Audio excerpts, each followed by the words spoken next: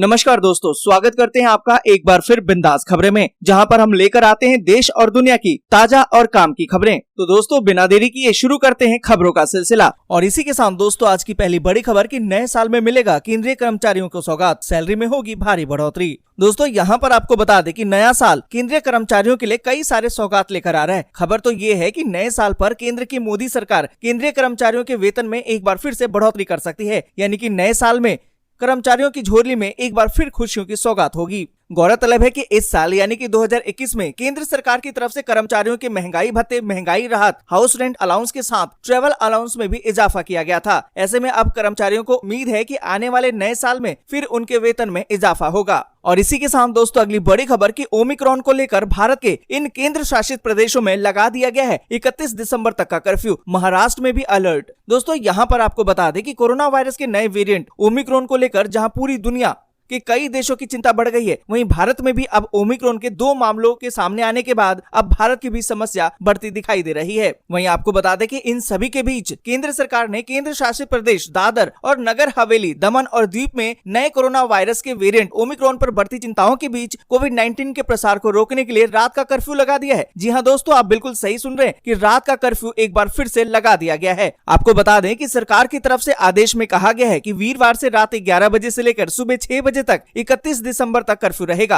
केंद्र और केंद्र शासित प्रदेश प्रशासन द्वारा जारी पिछले दिशा निर्देश और मानक संचालन प्रक्रिया यानी कि एसओपी भी 31 दिसंबर या फिर अगले आदेश तक प्रभावी रहेगा। तो दोस्तों जिस तरीके से ओमिक्रॉन को लेकर भारत की चिंता बढ़ती जा रही है, धीरे धीरे अब बाकी शहरों में भी इसी तरीके से कर्फ्यू और लॉकडाउन का इजाफा होता जाएगा। इसी को ध्यान में रखते हुए कर्नाटक सरकार ने भी कोरोना के नए ओमिक्रॉन के 2 मामलों का पता लगने के बाद राज्य सरकार ने वहां शुक्रवार सख्त पाबंदियों की घोषणा कर दी। इसमें मॉल, सिनेमा हॉल या फिर थिएटर में शामिल होने के लिए कोविड रोधी वैक्सीन की दोनों डोज लेना अनिवार्य कर दिया। स्कूल या फिर कॉलेज जाने वाले छात्रों के माता पिता के लिए भी यही नियम लागू कर दिए गए हैं। यानी कि दोस्तों देश में एक बार फिर से पाबंदियों का दौर शुरू हो गया है और देखते ही देखते ये पाबंदियां कब सख्त पाबंदियों और लॉकडाउन में बदल जाएगा ये कहना अभी मुश्किल है। इसलिए दोस्तों सावधान रहिए और सुरक्षित रहिए। और इसी के साथ दोस्तों अगली बड़ी खबर कि वोटर कार्ड से जुड़ी समस्या का अब समाधान आपके मोबाइल पर घर बैठे हो सकेंगे ये सारे काम। दोस्तों यहाँ पर आपको बता दें कि यदि आपको वोटर कार्ड को लेकर कोई समस्या है, आप इसको लेकर परेशान हैं, तो आगे की खबर आपके काम की है। आपकी परेशानी चुटकी में ठीक हो जाएगी। दरअसल भारतीय निर्वाचन आयोग की तरफ से एक ऐप लेकर आया गया है जो आपके स्मार्टफोन में आसानी से डाउनलोड हो जाएगा। और इस ऐप की बात करें तो इसका नाम वोटर हेल्पलाइन एंड्रॉइड 2021 है। इसे आप अपने स्मार्टफोन के प्ले स्टोर में जाकर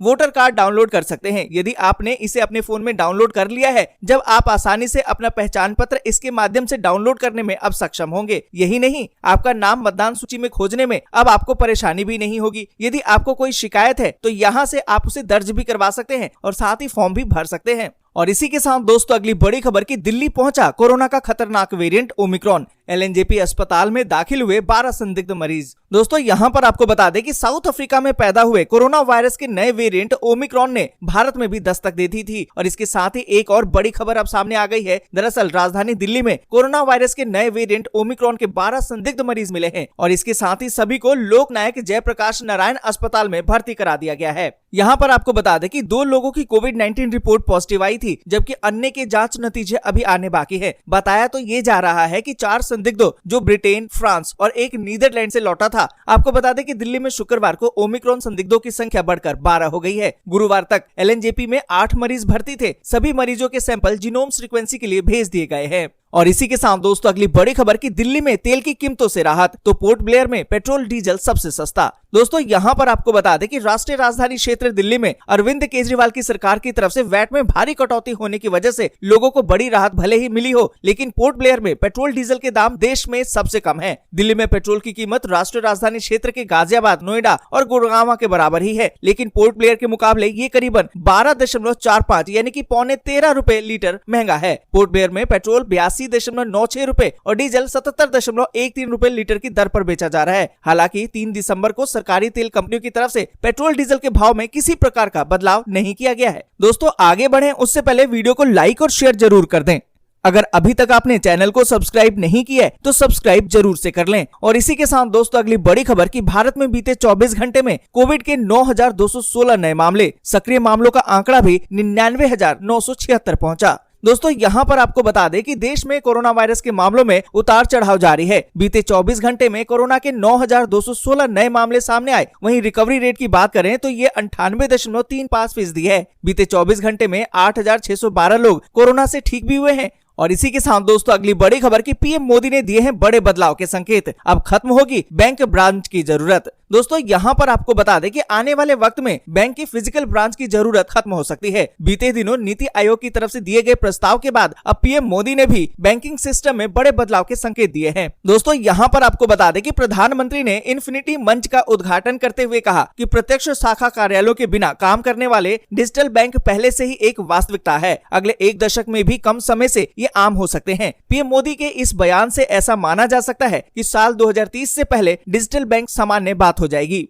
आपको बता दें कि प्रधानमंत्री नरेंद्र मोदी ने कहा कि फिनटेक पहल को फिनटेक क्रांति में बदलने का समय आ गया है। एक क्रांति जो देश के हर एक नागरिक को फाइनेंशियल मजबूती प्रदान करती है। मोबाइल पेमेंट इसका जीता जागता उदाहरण भी है, जिसके जरिए रिकॉर्ड स्तर पर पेमेंट किया गया है। और इसी के साथ दोस्तों अगली बड़ी खबर की ओमिक्रॉन के संभावित खतरे के बीच 40 साल से अधिक आयु के लोगों के लिए बूस्टर डोज की सिफारिश। दोस्तों यहाँ पर आपको बता दें कि देश में कोरोना वायरस के नए वेरिएंट ओमिक्रॉन की दस्तक से सरकार की चिंताएं बढ़ गई हैं। इंसाकोग ने कहा है कि पहले सबसे उच्च जोखिम वाले लोगों को लक्षित करने का विचार किया जा सकता है, क्योंकि भले ही मौजूदा टीके से ओमिक्रॉन को बेअसर करने के लिए पर्याप्त होने की संभावना नहीं है, लेकिन इससे गंभीर बीमारी का खतरा कम करने की संभावना जरूर है। इसके चलते ही जीनोम वैज्ञानिकों ने 40 साल और उससे अधिक उम्र के लोगों के लिए कोरोना वैक्सीन टीके की बूस्टर डोज की सिफारिश भी की है। और इसी के साथ दोस्तों अगली बड़ी खबर की राहुल गांधी बोले, आंदोलन के दौरान जान गंवाने वाले किसानों के परिवारों को मुआवजा दे मोदी सरकार। पेश की उन्होंने मृतकों की लिस्ट। दोस्तों यहाँ पर आपको बता दें कि कृषि कानून विरोधी आंदोलन के दौरान जान गंवाने वाले किसानों का रिकॉर्ड नहीं होने को लेकर शुक्रवार को कांग्रेस के पूर्व अध्यक्ष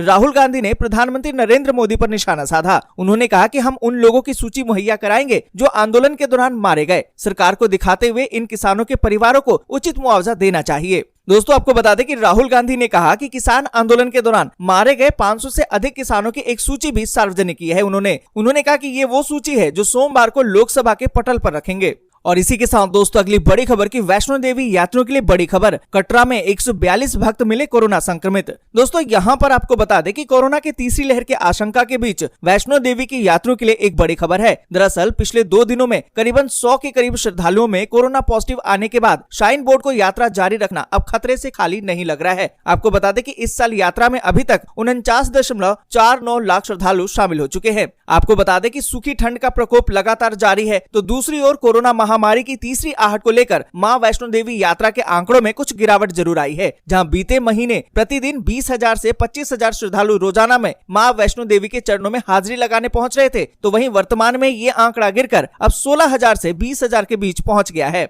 और इसी के साथ दोस्तों अगली बड़ी खबर की क्या ओमिक्रॉन से आ सकती है भारत में कोरोना की तीसरी लहर। सरकार ने बताई है सावधानियां। दोस्तों यहाँ पर आपको बता दें कि पूरी दुनिया में कोरोना के नए वेरिएंट ओमिक्रॉन के मामले बढ़ते जा रहे हैं। इस नए वेरिएंट की पहचान सबसे पहले दक्षिण अफ्रीका के वैज्ञानिकों ने की थी। WHO ने भी इसे वेरिएंट ऑफ कंसर्न की सूची में डाल चुका है। इस नए वेरिएंट ने अब तक भारत में भी दस्तक दे दी है। फिलहाल इसके 2 मामले कर्नाटक में पाए गए, परंतु अब दिल्ली में भी इस वेरिएंट के मरीज मिले हैं। आपको बता दें कि इस वेरिएंट में बहुत ज्यादा म्यूटेशन है। खास तौर से इसके वायरल स्पाइक प्रोटीन में 30 से अधिक म्यूटेशन पाए गए हैं। ये ह्यूमन रिस्पांस को निशाना बनाते हैं। ओमिक्रॉन के म्यूटेशन की संख्या, इसके संक्रमण दर, ह्यूमन से बच निकलने की क्षमता और दक्षिण अफ्रीका में कोरोना के मामलों में तेजी से वृद्धि को देखते हुए WHO ने इसे वेरिएंट ऑफ कंसर्न की सूची में डाला है। दोस्तों यहाँ पर आपको बता दें कि दक्षिण अफ्रीका में ओमिक्रॉन के मामले तेजी से बढ़ रहे हैं और इस वेरिएंट की विशेषताओं को देखते हुए इस बात का अंदाजा लगाया जा सकता है कि भारत समेत ज्यादातर देशों में इसके फैलने की संभावना है। ये किस पैमाने पर बढ़ेगा और इस बीमारी की गंभीरता कितनी होगी, ये अभी स्पष्ट नहीं है। हालांकि भारत में वैक्सीनेशन की तेज गति, डेल्टा से ज्यादा संक्रमितों को मिली